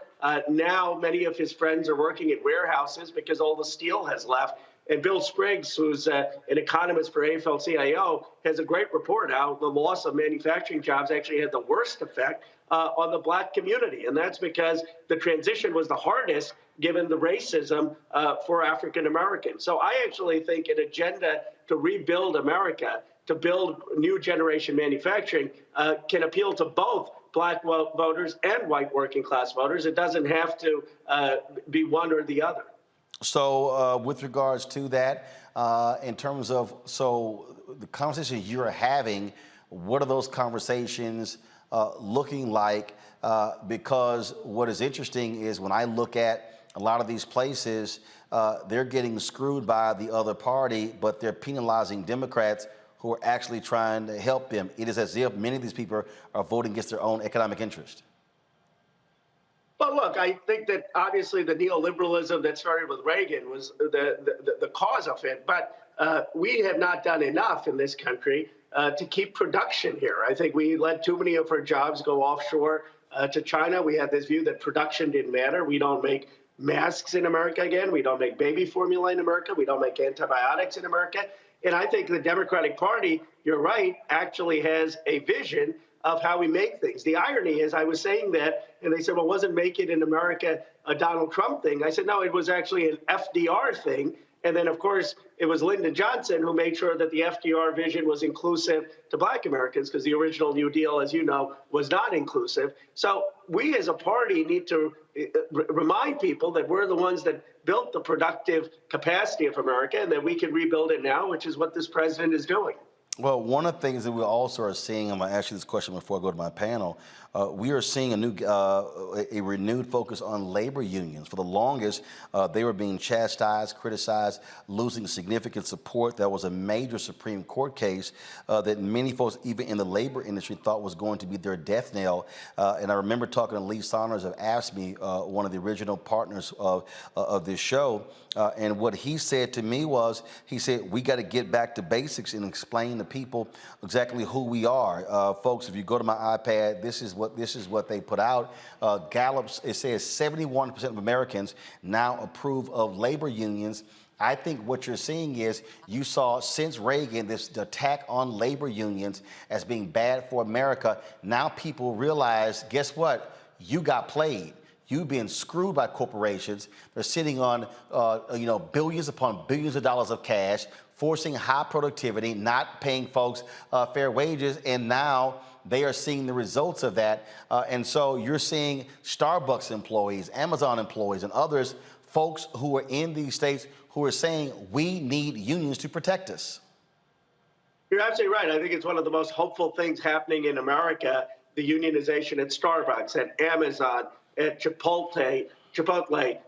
I'm leading an effort in California to have fast food workers organized. It passed in the legislature, and now it's going to the governor's desk. It would allow the fast food workers to finally have a voice on what they're being paid. And Roland, one of the points with manufacturing jobs, the only reason they were good-paying jobs is because of unions. The unions actually fought to make those good-paying jobs. So I completely agree that we need to stand up for unions, strengthen unions. Our president has done that. I mean, unfortunately, the PRO Act passed the House, hasn't passed the Senate. But whatever we can do to strengthen unions and increase bargaining power will help workers across the country. Questions from my panel. I'll start with you, Teresa. Yes, well, thank you so much for bringing the clarity to the forefront. So is there something that we could do at home to kind of, make sure this doesn't happen again? Well, what we need to do, I think, is have massive investment in next generation industry, and to make sure that that's happening in all different parts of the country. Yes, in the Midwest, but also in the Black South, also in Latino communities, and have next generation technology investment with workers, and also making sure that they have access to technology. One of the things that I often talk about is the racial wealth gap will not be solved if we continue to have a racial wealth generation gap. And sitting in Silicon Valley, where we've got $10 trillion of market cap, Apple, Google, Intel, Yahoo, Cisco, and seeing, frankly, the exclusion of Black entrepreneurs, Black venture capitalists, Black leaders, there should be outcry over that. And I've been to particularly the Black South, where you have the gathering spot in Atlanta, you have this ambition, you have hunger, and we're not doing enough of a job of getting those folks the opportunities. I've tried to partner with tech companies and HBCUs. It's just scratching the surface. But I think we have to be far more intentional on giving people the opportunities for the next technology innovation and new manufacturing jobs. Mustafa. Yeah, Representative Khanna, thank you for the work that you do. Follow lots of it, engage with you on some things. I'm curious, how do we make sure that there's real accountability and intentionality, both, in the new clean economy and some of the other parts of the economy that are going to be needed moving forward? So whether we're looking at the Bipartisan Infrastructure Bill, the CHIPS Act, or most recently the Inflation Reduction Act, we know that race was not allowed to be used as a criteria for some of the investments. So are there some steps, ideas, strategies that you have in making sure that the places that have been disinvested in now will actually have a fair shot? Yes, I think race should be a criteria. It was in the House version of what we passed. I mean, you look at Mayor Jackson and what he did in Atlanta, and partly that was because he had public funding supporting businesses. And we in the federal government spend about $80 billion on technology. Not much of that is going to Black entrepreneurs, Black vendors. And so our original view with this CHIPS and Science Act that passed out of the House said it not only had to be geographically diverse, it also had to be diverse in terms of racial communities. I regret that the Senate version, what ultimately passed, did not have some of those criteria. I think it's for the administration at Commerce to make sure that when people are applying for that funding, that the racial composition is factored in because too many communities are excluded from a lot of that funding. DeMario? Yeah, Representative, good to see you. I just want to tell you I appreciate all the work you've done on behalf of my community here in Tulsa with the Tulsa race massacre. I know you did a lot of work with my good mentee, Tyrone Billingsley, so I appreciate He's brilliant. Yeah, absolutely he is. And I just want to, a couple of things I want to talk about. One bill that is Representative Hank Johnson, which is House Bill 3466. It is to be able to people to move forward to get justice for the Tulsa race massacre. I hope you'll get your staff to look at that bill. We'd love to see you as a co-sponsor on that bill. And another issue that we're working on here based out of Oklahoma, but impacts hundreds of thousands of Black people throughout this nation, are Black Native Americans who've been disenfranchised for their citizenship from the Creek, Chickasaw, Choctaw, Seminole nations. And they've been excluded for billions of dollars in federal funding and benefits because of that. Congresswoman Maxine Waters has been working really strong with us. Also, Congressman Danny Davis.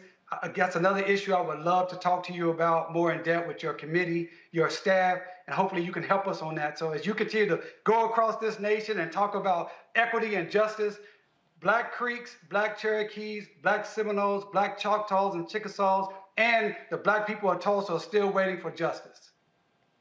I appreciate that. I'm happy to get on Hank Johnson's bill. I really admire what Terrence is doing because obviously what happened in Tulsa was deliberate sabotage of the Black community succeeding. That's what it was, basically jealousy and envy that led to that. And he's trying to create a tech economy there and saying, look, we have to build an economy that can't be sabotaged. And I have tried to help him in making introductions into the tech community. But I'm happy to get on Hank Johnson's bill. I also agree with, by the way, I heard your earlier comments on that horrific racist incident against the volleyball player at Duke. And as someone, I actually transferred from Duke to Chicago, and I know this was 20 years ago, but for this to be still happening today, I mean, it is just appalling. And I agree with you that there should be legal action about that. There should be a police report. We had in Fremont someone who went to an Indian American and started hurling insults, and our DA actually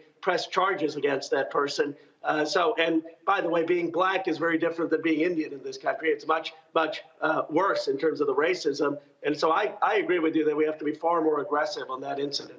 All right, Representative Khanna, I appreciate it. Your book is called Dignity in a Digital Age, Making Tech Work for All of Us. We certainly appreciate it. Thanks a lot. Thank you. All right, folks, so we come back. What the hell is happening at Florida A&M University? Thank you. Their star linebacker has been suspended by the NCAA for 4 games. His lawyer says the university screwed up by not advising him properly on what credits to take when he transferred. Also, after last night's story, the Florida A&M band reached out to me, different members, saying they're being treated worse than the football team. Wait till I explain what's happening in Tallahassee. And the university still not giving a credible enough answer to these issues. I'll break that down next in our HBCU Connect segment right here on Roland Martin Unfiltered on the Black Star Network.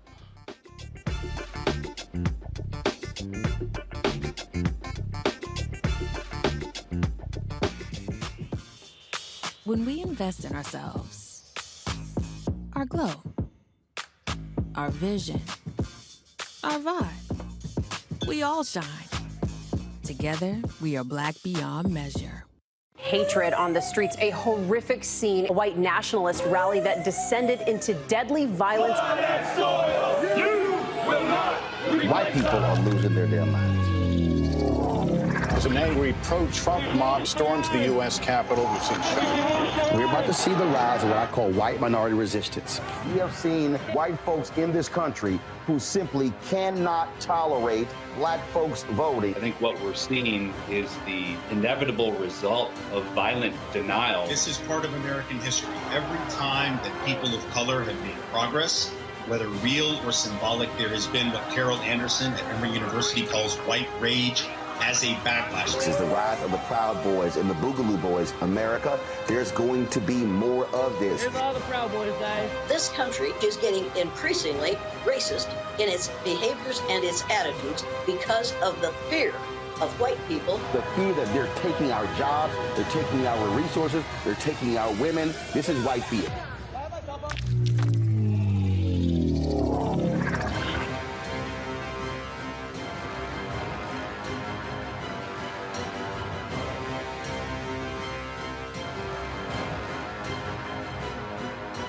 When we invest in ourselves, we all shine. Together, we are black beyond measure. Next on A Balanced Life with me, Dr. Jackie, the great resignation is upon us. Yes, it's real. People, young and old, are evaluating their lives and making some determinations whether to stay or to go. But before you take the leap, you need to examine your motives and make a plan. It's not so much about doing this thing or starting this business or, leaving where you are to do something different. It's about getting in touch with you. How to make change while also keeping balance. Here on the next A Balanced Life with me, Dr. Jackie, on Black Star Network. Hi, my name is LaToya Luckett. Yo, it's your man Deion Cole from Blackish, and you're watching Roland Martin, Unfiltered. Stay woke.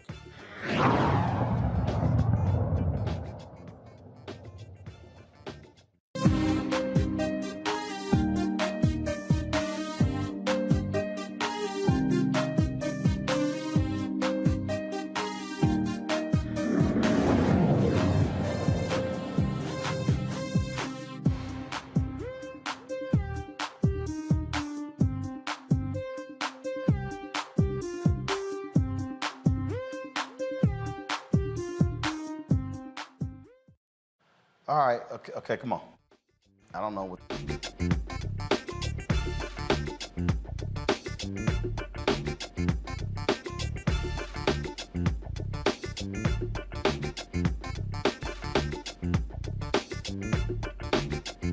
All right, folks, last night we told you about Florida A&M University, some issues that have been taking place with their football team. There were about 26 ineligible players who couldn't play in Saturday's game against the University of North Carolina. Well, the football players released a particular statement laying it out. And so the university then released a statement because the players talked about a fundamental problem they had with being cleared, the process they actually go through to actually to be eligible. And so the players had some damning allegations. The university responded with their own statement. This is what they actually published after the players' letter was released. They said, consistent with FAMU's long-standing commitment to maintaining a culture of compliance and performance with NCAA guidelines, we are justifiably proud of having achieved 13 of our 14 sports programs fully meeting the academic progress rate requirements per the NCAA's November 2021 APR report, in spite of rumors and misinformation to the contrary. Our compliance team, which includes partners from compliance, athletics, academic affairs, and student affairs, has been working diligently with athletics since fall of 2021 to implement plans for the remaining non-compliant program to meet the required APR score and join the others so that 100% compliance is achieved. Okay? All right. After the assessments of spring and summer 2022 academic progress, the compliance team exercised its diligence to complete the certification progress on August 11th before the fall sports season began. There are, as always, tight windows, and beginning on August 13th, waivers began to be submitted to NCAA based on feedback from our coaches. The NCAA subsequently issues its decisions on August 24th, 25th, and 26th, 2022. We are confident that our processes are effective and timely. We will continue to monitor our efforts in this regard and to pursue all avenues to provide an excellent student experience to every athlete. FAMU is committed to upholding high standards and high rigorous adherence to NCAA guidelines. That's interesting because the attorney for their star player, the top player in all of FCS, blasted them today. This tweet went out to the public today that laid out problems. This player, who's a star linebacker, he was suspended for 4 games by the NCAA.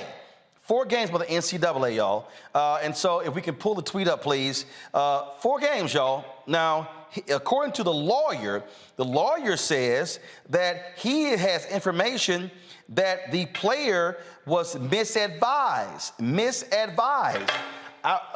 This is what it says. Noted attorney Tom Mars tells ESPN he has signed documentation that FAMU star Isaiah Land, the best defensive player in the FCS last year, was advised to take the wrong number of courses this summer. That led to his ineligibility and eventual 4-game NCAA suspension. So here you got FAMU saying, oh no, our system is great and wonderful. We're doing everything good. Well, how in the hell is your star player suspended for 4 games? How? It's your star player. You would think out of all the people you want to have cleared, it's your star player. Now, after last night's report, now the Florida A&M band has been reaching out to me saying they're being treated worse than the football team. But they've said is they've had problems with members being cleared. I heard from several band members and folks who work with the band who say they have the issue every year. One person said that the upperclassmen have figured the system out, saying they have awful advisors and they are having to teach the freshmen and sophomores what classes to take in order to graduate. Really? Not only that, here you got the Marching 100, which is like the premier. Let's just be honest. The band is bigger than the football team, the basketball team, every other sports team. This is what they laid out to me. They said when they went to North Carolina, they took a 13-hour bus ride to North Carolina on Friday. Then they get there, they had 9 a.m. practice on Saturday morning. Then the band went, no, don't show that photo please yet, y'all. That's not the photo I want to see. Hold on, I'm gonna set this whole thing up, okay? Then they had a 9 a.m. practice, okay? Then they had some other events to attend to. Then they go to the game, perform at the game, perform after the game. Then they said, here they are, tired, sweaty, hungry. They don't go back to the hotel, they have to check out. They literally are changing clothes on the bus. No shower, nothing. Men and women having to change in front of each other. And then they said, when it came time to eat, this is what happened. They had ate at a rest stop, boxed lunches, cold food. Now show it, please. That's one of the photos they sent me. Not a hot meal, a cold meal, sitting at a rest stop. Really? Now, according to band members, remember, it was 10 years ago when the drum major, Robert Champion, was killed due to hazing. And a lot of things were put in place. I was told that the band used to spend 2 nights, Friday night, Saturday night, but after that, they put clamps on the band. That was a decade ago. If you're a 21-year-old kid in the band now, you were 11 years old when that happened. And so why are you putting your premier institution, your face of your institution, going through that? How in the world are you not giving them hot meals? How in the world are they having to perform multiple times, to recruit, do all those things, and then got to get back on a bus and travel 13 hours. This is what I was also told about folks there, that for the last couple of years, they've complained, and the president's made clear, y'all keep complaining, then we gonna shut you down. Not only that, I was told that some of the students had housing issues when they got back from North Carolina, that they were locked out of their dorms and they had to sleep in the band room. Apparently, Florida A&M has a housing issue with mold and some other issues. 200 to 300 students have had to live in hotel rooms as a result. I'm trying to understand, really, is that how you're actually treating the individuals? Now, one of the things that's also interesting here is that I was told that President Robinson would not sit down with members of the band to address this issue or the Board of Trustees. This is one of the quotes. The football team gets treated better than the band. We have to do parades before the game. Sometimes they give us an apple and a sandwich. Everybody knows what is going on. This is crazy. This is another quote. Every year we lose a lot of band members. We've learned to work the system ourselves. Our advisors are incompetent. Our advisors are incompetent. Really? Now, this is what stood out to me. A person tells me, the best meal I've gotten since I've been in the band is a Chick-fil-A meal. That's the best meal that I've gotten.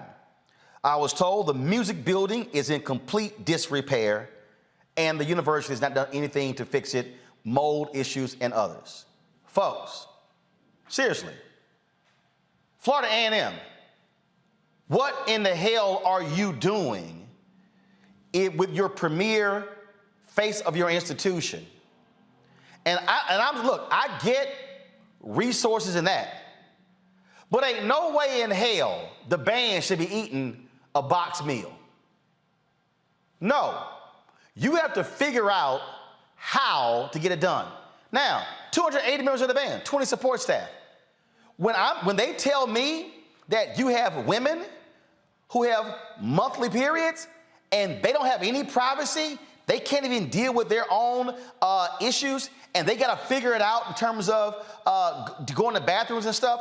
How in the world are you running a band like this? President Robinson and your administration, and we've invited them on the show, and they politely declined. We also called the Board of Trustees. They declined. We also called Congresswoman Frederica Wilson and Congressman Al Lawson's office as well. But I'm telling you right now, somebody at Florida A&M needs to step the hell up and answer to what is going on. Are you having these fundamental problems with your football team? Are you having the problems with your band? How in the world is the lawyer for this player saying he has documentation? He was simply given the wrong advice. What the hell kind of counselors do you have where you give your star player the wrong advice? How many people do you have handling giving the advice to the players? One? I was told the band has one person who deals with them when it comes to their classes. One person dealing with 300 people on what classes to take? I'm thoroughly confused. Now, I've already got some people hitting me up saying, oh man, you know, ain't our dirty laundry. Guess what? If your shit wasn't dirty, it wouldn't be aired. And so what I'm sick and tired of black people acting as if we can't demand more of HBCUs, of black churches, of black organizations, or we would say, oh man, we shouldn't talk about it. No, if you take care of your damn business, we would not be talking about you this way. We'll be talking about the good things that you're doing and what is happening. We have got to stop trying to gloss over bullshit by saying, oh, but look at the great things that we do. No, take care of this. There is no way in the world the Marching 100 should be eating box lunches. There's no way in the world you should be in the band and you're performing all damn day on Saturday and you're going here and here and here and go to the game, heavy uniforms, and you can't even take a shower. Who the hell wants to be funky as hell riding a damn bus for 13 hours? Are you serious? No. Florida A&M, you should be in a situation where they leave the band, they leave the game, go back to the hotel, and they're in a situation where they are able to rest, to shower, and to eat hot meals. That's how you take care of the folks who you're sending out raising money all around the country. Praising them in press releases don't mean a damn thing. Praising them on social media on how great of a job they're going to be doing in the game, that means nothing. It is how you're treating them when they are on the road. And I understand what took place. It was heinous. We covered it, the death of Robert Champion. But you today cannot be holding that over the head of the band today and not have the right systems in place. And here's what's also shameful with the player who did not get the right advice. Let me explain to y'all what's about to happen. Florida A&M. Ain't no black parent going to allow their star athlete to leave a major program to come to your school if you can't even give them the right guidance on what classes to take. This is a star linebacker who's trying to get to the NFL. Let me explain to y'all how this works. Mario, he knows this.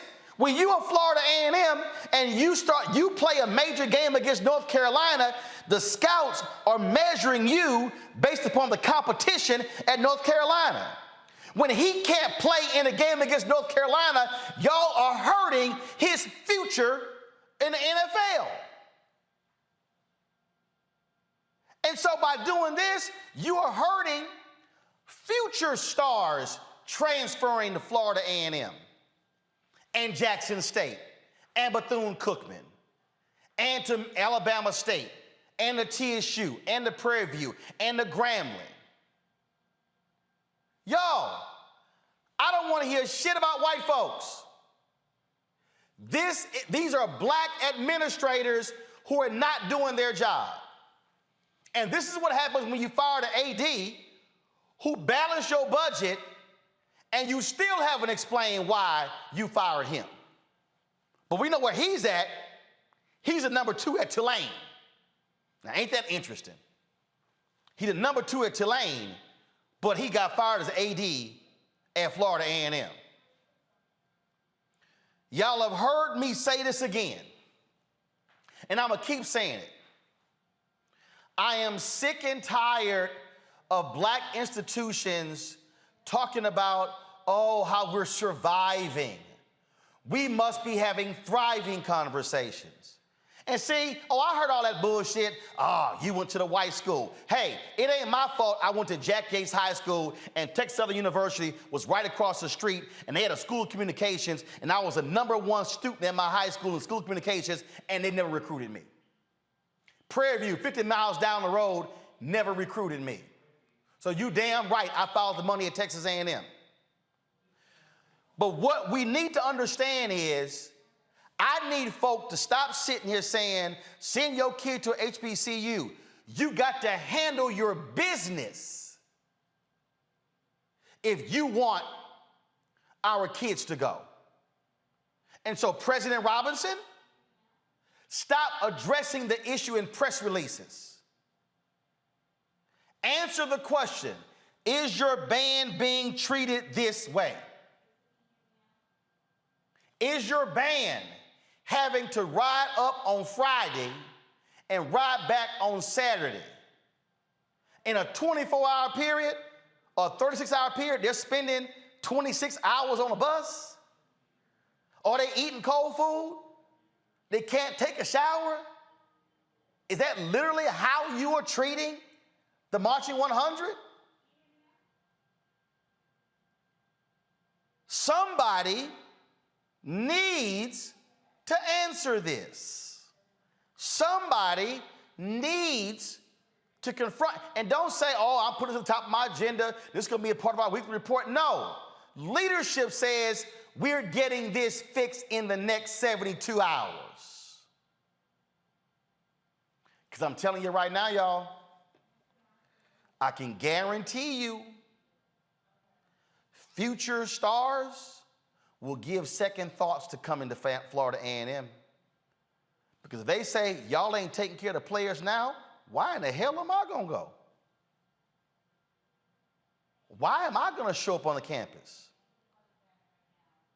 This is what happens when you don't take care of your business and it goes public. And trust me, I know some of y'all gonna be sitting here, hitting me up. Oh man, you had to go that hard. I can tell y'all right now, I was in the band in high school. I can't stand cold ass food today. You think I'm gonna sit here and march my ass around all damn day at multiple events, then play and march in the game, and all you got for me is a box lunch after the game? You done lost your damn mind. That's not how you are to treat your student body. Florida A&M, President Thompson, do better. Bring my panel in right now. DeMar, I want to start with you. You played at Oklahoma.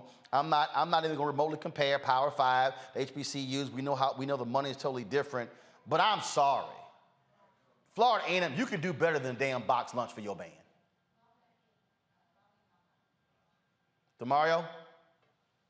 Things work with a band deal. There you go. You hear me? There you go. All right, deal. I don't know how it works with a band. This is what I would say, because I don't know much about this outside of what you've stated. I think it's a problem just generally for HBCUs to, and Deion Sanders talked about this, when you take a team, you have to be on a bus for 13 hours somewhere. I don't think you should take those type of trips in 2022. In 1975 or 1955, maybe.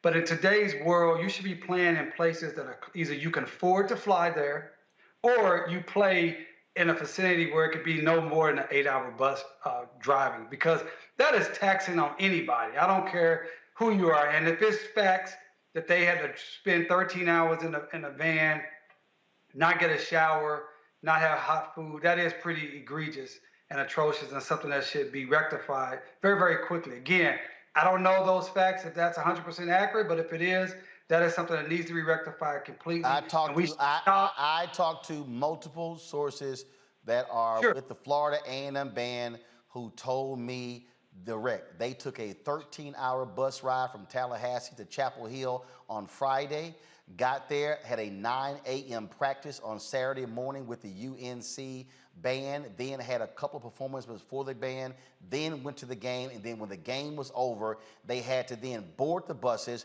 undress on the bus out of their band uniforms into their other clothes, and then they took a 13-hour ride back home. So what I was going to say, with all of those facts, I think Florida A&M, not only are they going to be reeling from what you stated tonight, but they may have some legal issues. So, I like to talk about the legal issues. I mean, you may have some Title IX issues because you having these females have to be dressed in front of males and vice versa. You can have some negligent issues. People could get sick by that type of activity. And so I think they have a lot of things that they need to pull together their full leadership team, the executive team, sit down and get this issue rectified. Period, point blank. It should not be the same thing for next weekend wherever they go play. That's number one. Number two, I don't think any HBCU should be playing these games where you're going, you don't have the proper resources. You're going to go to a big Power 5 school. Your team is going to get embarrassed and slaughtered on the field. And then your support staff have to be on the buses for 12, 14, 16 hours. That sounds like a bad high school scenario back when I played, and I graduated high school in 1994. So I hope this gets rectified both from a political standpoint, a practical standpoint, and from a legal standpoint. Look, the thing for me here, Mustafa, and again, it trips me out when people say, man, you should be bringing this stuff up. Well, don't screw it up. The reality is, this is what Ida B. Wells said. The way to right wrongs is to turn the light of truth upon them. That's the whole point. This is called light. Yeah. My daddy used to say, don't tell me you love me, show me you love me. You show me you love me by investing in me. So when we're talking about these student athletes, and the band members, are you willing to put the infrastructure and the systems in place to make sure that I stay in compliance and make sure that I have the classes that I need, because I am your ambassador. I am the one that many community members engage with and see. So if you love me, then invest in me. Invest in also making sure that you see my humanity and that you're willing to make sure that I have the sustenance that's necessary for me to be able to operate on a high level. That's both if I'm an athlete or if I'm in the band. So it sounds like, the FAMU has some significant work that they need to do in making the investments to show that they truly love both the band members and their athletes. And look, this is the video right here. The band put up. This is the video on their channel, and you see this. These are the buses they're riding in, and I get it. You're riding those buses. Let me show you at the top of the video. And look, I get it. But the bottom line is this here, man. Look, you are taxing these students. Right. That's the thing that people need to understand. And see, we know. Those of us who've spoken on the campuses of HBCUs, we know how much time they put in. The folks told me in the band, they told me point blank that we have to recruit. We recruit when we go to these places. They send us, they say we might come into a city as a battle of the bands on Friday night. We get to the hotel at 1 o'clock in the morning. We got to be early to be dressed to get to the events. We might have 2 or 3 events in a particular day. Plus the game. And so this is the thing here. And here's a perfect example. This right here was a Pepsi ad. Where the band was in the ad. I dare ask the question: how much was FAMU paid for that ad? Was it fair market value? Okay, I saw the FAMU band in Louis Vuitton fashion show. I wonder how much that multi-billion-dollar company paid for them. This is what I'm saying, and y'all have heard me say this, and I'm gonna say this over and over again, and I'm gonna say it loud and clear. I have seen some awful negotiation deals from HBCUs. Why? Because they are people negotiating the deals who don't know a damn thing about negotiating, who know nothing about sports rights, who know nothing about media rights, and guess what? They getting screwed in these bad deals. And what I'm saying is, if this is supposed to be your premier institution, you take care of your premier institution. That's what you need to do. And so President Robinson, they've told me, they've said you won't meet with them. The president of FAMU, this is what they told me. I was told point blank today that the band building is in disrepair, that there's mold, it is dirty, it's dilapidated. The president of FAMU needs to go meet with the entire band. Not 1 or 2 students, not the drum majors, the entire band, and take their questions and listen to what they have to say. And he should do the exact same thing for the football team. That, Teresa, is leadership. And if you do that, then you don't have the football team dropping a public statement. You don't have football players hiring attorneys, and you don't have band members calling me saying, hey, Roland, can you please get this out? Because they've shut our voices down. You're absolutely right. I mean, you can only get leadership when you see it. And so half the battle is, the president did not, and his staff did not communicate effectively with their students. The students are part of the backbone of, some of these programs. They're the backbone of some of this funding. And so, I don't want to say, some of these, I was a college student myself at a HBCU school, so we don't want to say we're getting pimped out, but half the battle is, we are being used in some way to further our college education. But that doesn't mean that we should have to go through some of the nuances. It's 2022, where they're not getting some of the basics. They're not feeling like they're wanted. Half the battle is these students are going to class full time. Some of them actually have jobs and they're on the field still promoting excellence. So at the higher level, they're not giving us excellence in the executive and administrative role, then they actually need to rethink what recruitment actually looks like. And they also need to actually have a conversation with these students and say, more is coming and better, especially since there has been millions of dollars given to HBCU.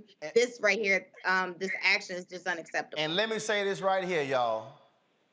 On no job, let me say this right here. On no job would you have band starting at 9 a.m. on a Saturday, doing 2 or 3 pregame events. They're performing in the band. They essentially working. Let me use that word properly. Working 12 and 14 hours on a Saturday. And then you got to get on the bus to go back home. Nah. So FAMU president, FAMU board of regents, FAMU alumni, what y'all gonna do? And yes, all of you Florida politicians in the state legislature, what y'all gonna do to properly fund Florida A&M properly?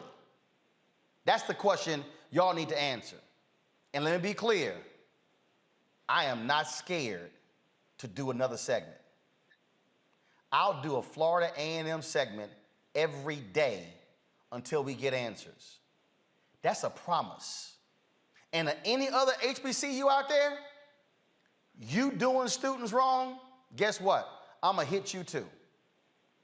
Because if I don't accept less than excellent on this show, do you actually think I'm going to accept it in other black institutions? Hell to the no. We'll be back on Roland Martin Unfiltered.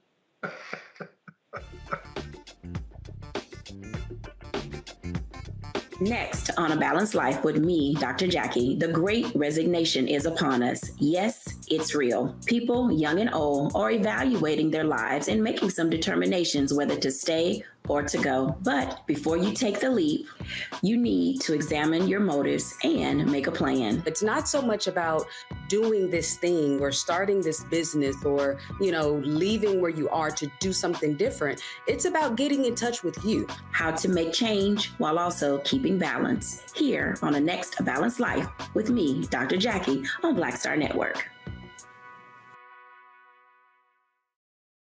Hatred on the streets, a horrific scene, a white nationalist rally that descended into deadly violence.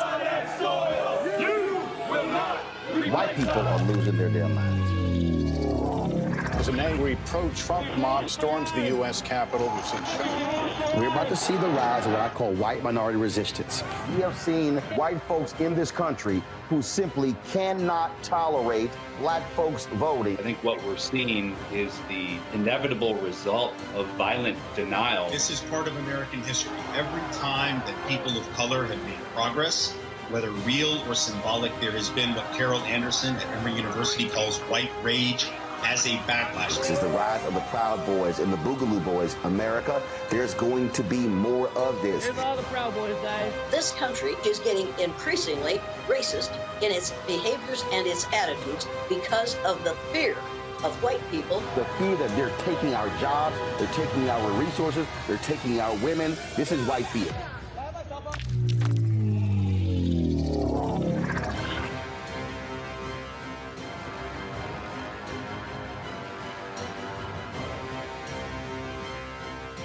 Hi, I'm Vivian Green. Hi, I'm Wendell Pierce, actor and author of The Wind in the Reeds. Hey, yo, Peace World, what's going on? It's the Love King of R&B, Raheem Devon, and you're watching Roland Martin Unfiltered.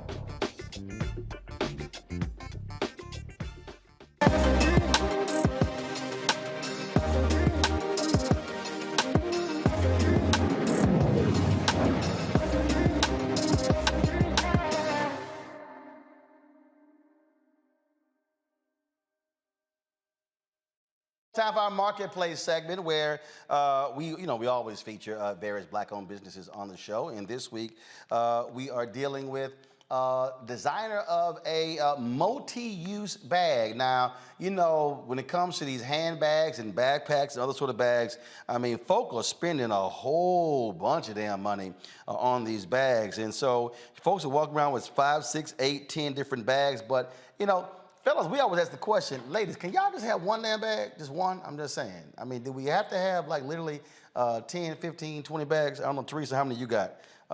You a handbag queen, Teresa? I am. Yeah, okay, so this segment is just for you right here.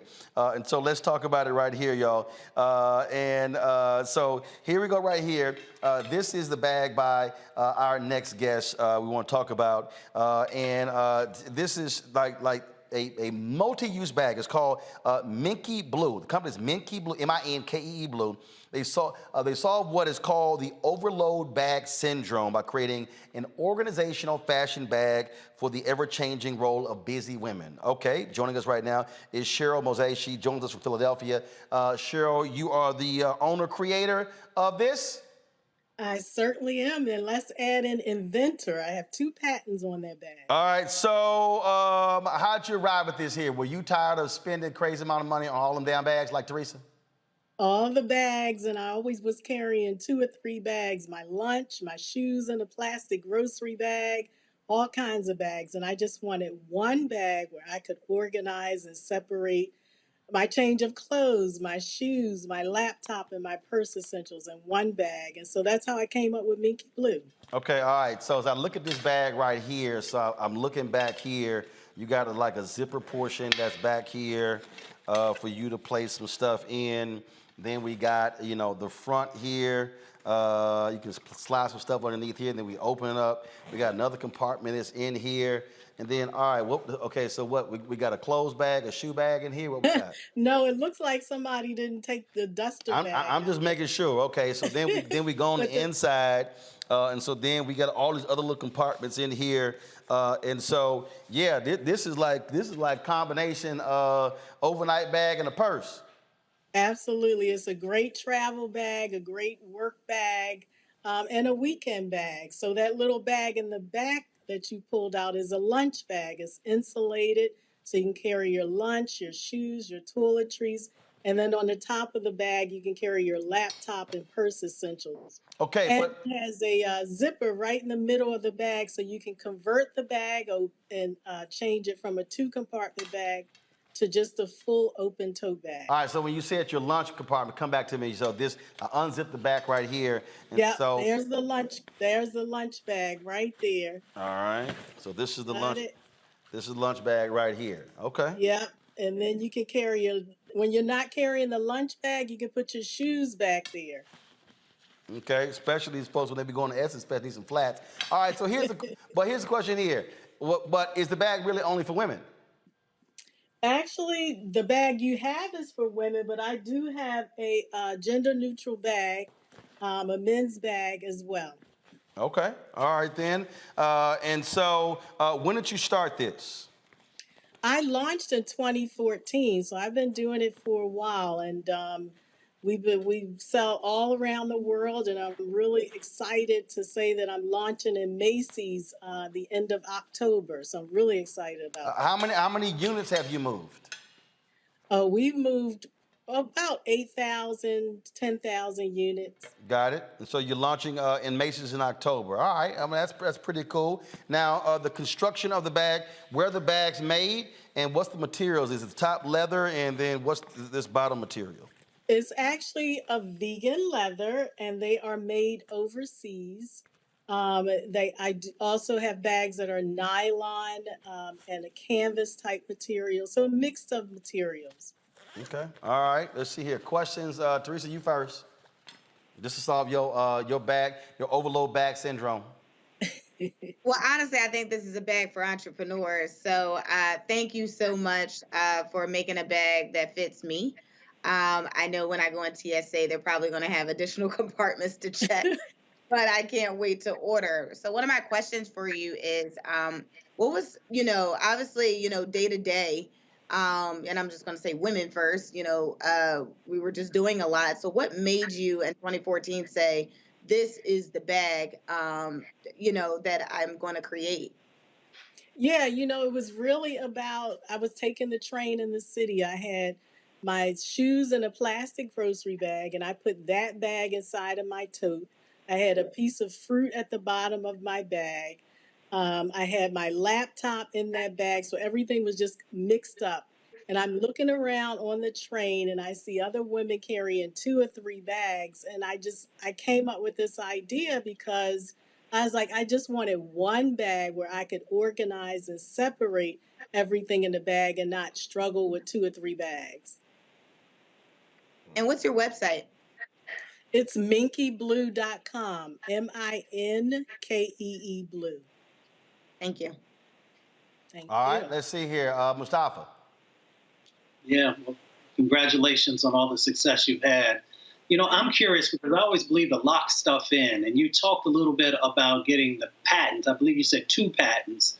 Could you talk a little bit about the journey with that and how that helps to protect your intellectual capital as well? Excuse me. Yeah, I knew when I started this business, because the handbag industry is saturated, I wanted it to be different. And so I have a divider right in the middle of the bag that unzips to allow you to convert the bag from 1 compartment to 2.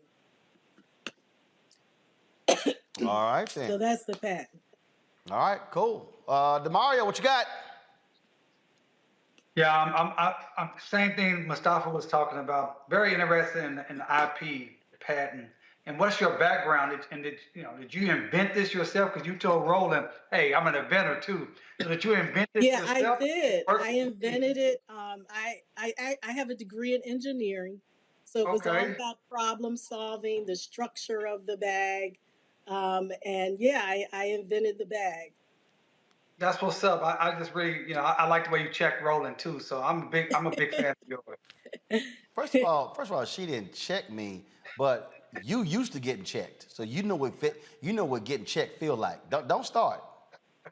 Don't start. Hey, I don't know. Hey man, you didn't give it all the smoke to FAMU. Let's talk about Mickey Blue, man. Don't start. Don't start. Calm down, man. Where did you come from? I'll go in any day on an Omega. Any day. I'm talking to the inventor here. Any Where's day. the name come from? Any day. What is the origin of Mickey Blue? The name? Yes. So I used to run a nonprofit organization where I raised money to help low-income single moms pay for childcare.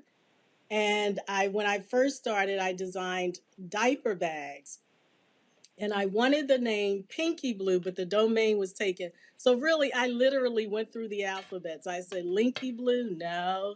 Kinky Blue, and I was like, nah, that's a whole nother business. That's a whole different. Yeah, DeMario, he wouldn't mind that business. Look at him. He was like, damn, look at him. You can tell right there. He was like, oh, you should have went with that name. No, you'd have had a whole different set of problems, I think.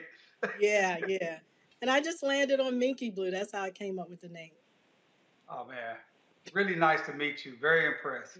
Thank you. You too. Thank you so much for having me on. I appreciate it. All right. Again, folks, the website is minkeeblue.com, MINKEEBLUE.com. These are the social media platforms, Instagram, Facebook, and Twitter as well. And so, sure, we appreciate it. Good luck with launching in Macy's in October. Thank you so much. Thank you. All right, folks, that is it for us. Teresa, Mustafa, and Omega Man. We appreciate that. My alpha man, Mustafa. You come on. You always gonna be bookended by real fraternity people, DeMario. That's what happens. So glad to have y'all on the show. Thanks a bunch. Don't forget, folks, download the Black Star Network app, available on all platforms: Apple phone, Android phone, Apple TV, Android TV, Roku, Amazon Fire TV, Xbox One, Samsung Smart TV. And of course, please join our Bring the Funk fan club, where your dollars make it possible for us to do what we do, the travel, the things we're going to be covering this fall, hitting the road, covering campaign events all across the country. Checks and money orders can go to P.O. Box 57196, Washington, D.C., 20037-0196. Cash App is $RM Unfiltered. PayPal is RMartin Unfiltered. Venmo is RM Unfiltered. And Zelle is Roland at RolandSMartin.com. Roland at RolandMartinUnfiltered.com. That's it, folks. I will see you tomorrow. Don't forget, Go to our YouTube channel, check out our videos, retweet them, push them out there so we can build up those views.